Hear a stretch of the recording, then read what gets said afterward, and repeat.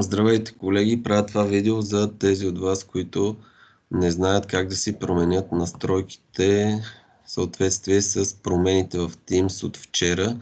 Сега ще споделя екран, за да ви покажа. Добре, не това. Така, ако не сте планирали събранието, първо ще покажа, както ето сега, влезли сме в събрание, вече има ученици, те са влезли или пък не могат да влязат. Отивате на участници, появяват ви се ето тези точки, избирате управление на решенията, така, зарежда ви ето тази страница. До сега беше кой може да прескача фоайето. До сега тук беше на всички, а сега е направено само аз. На вас ви ето така. Кой може да прескача фоайето? Само аз.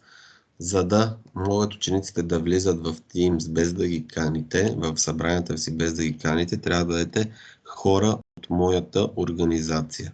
Нали, трябва ето тук да изберете хора от моята организация. Може да изберете и всички, но така ще могат да влизат всички. Моята препоръка е давайте хора от моята организация, пък ако някой друг иска да влезе, да си иска покана.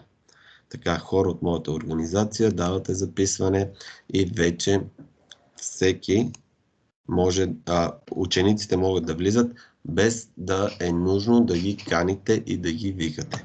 Така, ако сте си планували събранието,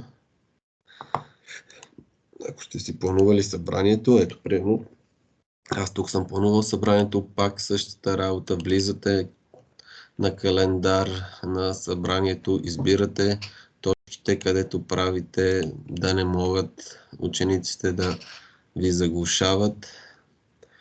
И пак ще ви зареди същата страница. Ето, тук вече кой може да прескача фоайето? Само аз. Вие давате хора от моята организация. По този начин учениците няма да могат да влизат. Ще могат да влизат без да трябва да ги викате, каните, призовавате и така нататък. Давате записване и сте готови. Така, надявам се да съм ви бил полезен.